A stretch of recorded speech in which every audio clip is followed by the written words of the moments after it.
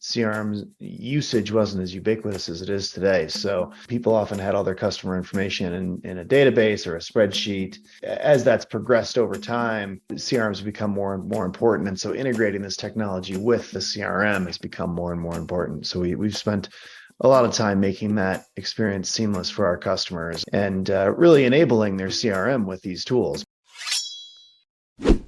Welcome to Business Ninjas, brought to you by WriteForMe, where you'll hear from business leaders who are out there growing their business and slaying it every day. Learn from the masters. Let's get started.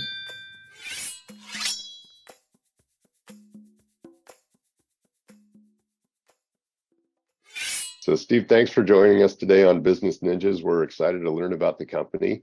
So maybe we could just level set with, who you are, what your role in the company is, the name of the company, where you're located. Sure. So I'm Steve Benson. I'm the CEO and founder of Badger Maps. Where we are located, we're based in California, and we have offices in Europe and Salt Lake City. I'm in wintry Salt Lake right now. Great. The website is badgermapping.com. Great. What we do is we help field salespeople. So the type, outside salespeople, field salespeople, the type of salesperson that goes out and meets with their customers face to face. So we help those types of salespeople with their routing, their mapping, figuring out which customers to focus on. And we basically do that by connecting to their CRM and or wherever their data is, and then helping them, giving them tools to basically use all that information on a map. Wow. Okay. And maybe you could tell us a little bit about what your career arc has been to bring you to founding this company. Sure. My background was in field sales myself, and then my last role was with Google, working on their maps team. So I kind of understood a lot of the tools that that were available in mapping, and kind of some of the stuff that you would build a solution of this nature on. But when I started the company, the iPhone was new, and kind of mobility was kind of in its infancy, and it's a mobile product. It works on the computer. There's a version in the browser, but it's also it's primarily used by people who are in the field when they're in the field. And so the changes in technology, giving us computers in our pocket was really important to providing this technology. And so I guess that's my story of how I did this. So it wasn't that I was a creative genius or anything. I was literally a sales guy selling mapping software, and so I figured I kind of was scratching my own itch to some degree here. And then how did so there was the initial idea to launch the company, and then how has it grown since then? I'm sure you've had some iterations where you kind of learn from your first few customers and make some tweaks and kind of scale up from there. So what's that journey been like? Sure. Well, I guess the most important change over time has been the importance of CRMs to organizations. Because when we first started out this business, CRM usage wasn't as ubiquitous as it is today. So people often had all their customer information in a database or a spreadsheet, or just kind of living on the individual reps' computers. But as that's progressed over time, the CRMs become more and more important, and so integrating this technology with the CRM has become more and more important. So we've spent a lot of time making that experience seamless for our customers, and really enabling their CRM with these tools, mapping and routing. And so what started out as kind of standalone software has become more of a CRM enabler, and that's what you see a lot, is that we make the CRM really useful for people with field sales teams, which if you're in an industry with field salespeople, is a challenge, because a lot of the CRMs are really built for a computer or browser experience. Right. Whereas once you layer us on top of that CRM, now all of a sudden you've given the people in the field a way to access information in the way that they need to access it. Just like, if you were looking for Thai restaurants, you'd want Yelp on a map. If you were out, in a neighborhood that you didn't know, you wouldn't want just like a list of Thai food places in the city that you were in. Right. Yeah. No, that makes sense. And Are there certain industries or company sizes that you work best with? Is there like a certain number of reps out in the field that is the sweet spot for you? Not really in terms of number of reps. I mean, if one single rep can use this, and also we have companies with 1,200 reps using this. Uh, so each rep basically gets similar benefit from it, and then the more reps you have, the more people you have getting benefit out of it. So it's like if you have a tool to route and plan your day and understand where everybody is in the map in relationship to one another and who you should be focused on, you tend to get more meetings with customers. You plan better. You drive fewer miles but get more done, that sort of thing. And so that's useful for a single sales rep, but it's also useful, as it scales. There are certain industries certainly that you see field sales reps in. Um, like you it's the industries that you don't sell stuff over the phone, like software, for example, mostly gets sold over the phone. So that's not a big industry for us. Something like medical devices, you sell those in person to doctors. They don't go on, you don't go on Amazon and buy a new shoulder to be implanted into someone. So Right. that gets sold by a field sales rep who knows the doctor, and the doctor can call if they want tips on how to get this screw in what. But gruesome example, really, but But vivid.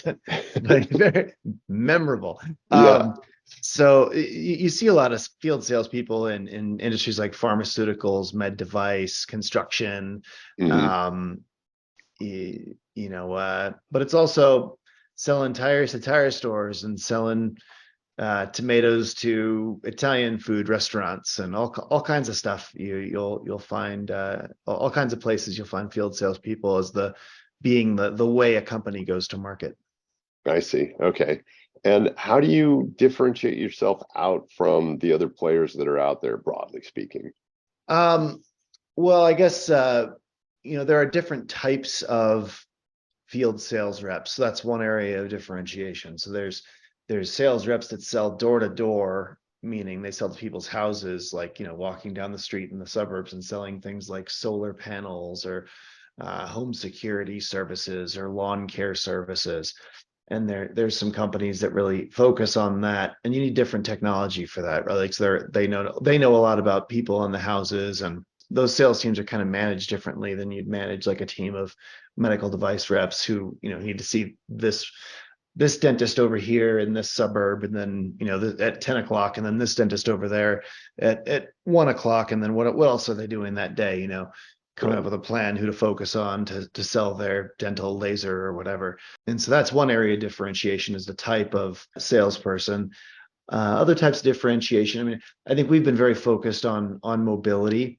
One of our most direct competitors is they're less focused on what's going on in the field and more focused on, I guess, the planning of the territories. Like, meaning if you had 100 sales reps in America, how do you break up their territories? How do you determine who gets which customers, what's fair, what zip code goes to what person? How do you optimize those? So they're more focused on that sort of thing, whereas we're more focused on the field salesperson in the field and giving them the tools they need to be more successful. Gotcha. Okay. And what was it like managing through the COVID era?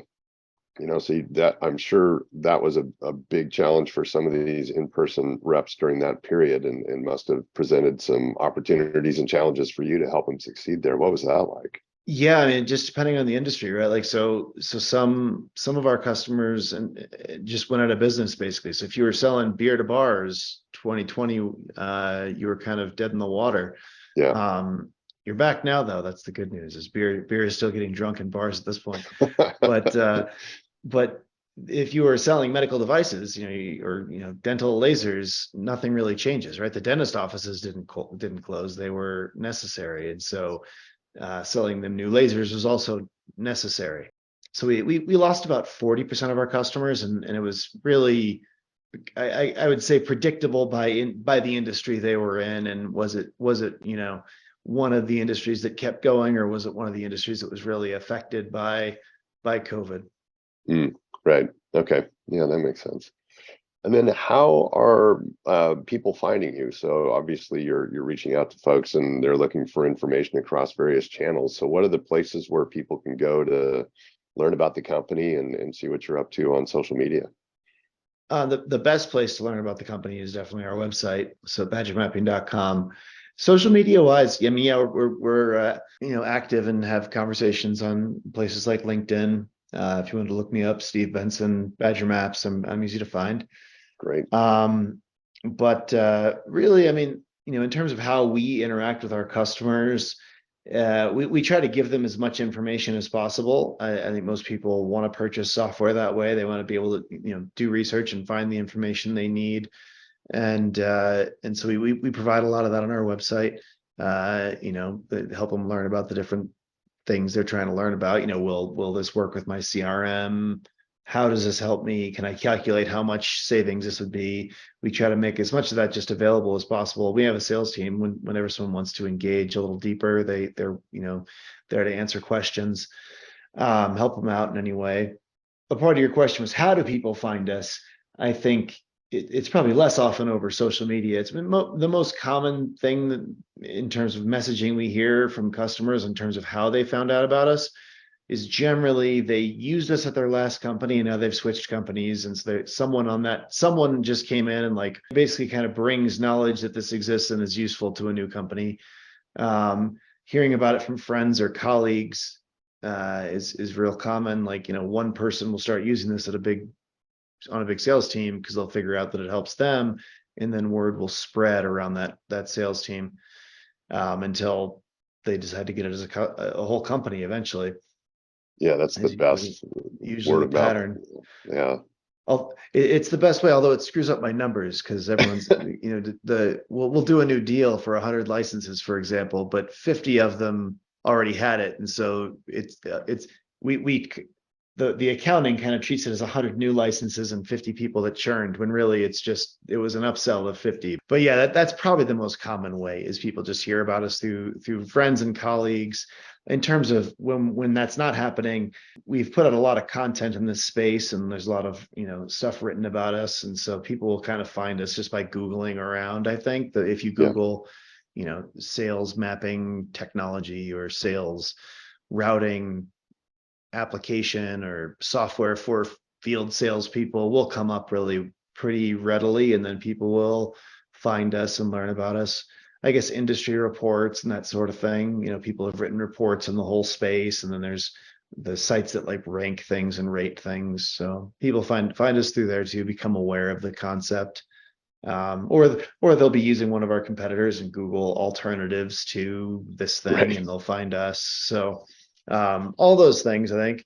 And we do some advertising. The only advertising we really pay for is on Google, for like Google searches that Hmm. are relevant. We've never really made LinkedIn advertising work for us, never really made Facebook ads work for us, or Twitter or anything. Like, we've tested everything, but some things you pour 10 grand in the top and 1 grand comes out the bottom, and then you stop doing that. Right. Whereas other things, you pour 10 grand in the top and 15 grand comes out the bottom. So you keep doing that. Right. Right. Excellent. All right. Business, right? I mean, Yeah. it's very Yeah. complicated. Well, thanks for coming on the show today. We learned a ton, and it's going to be great to see what you get up to in 2023. We wish you continued success. Thanks. I appreciate it.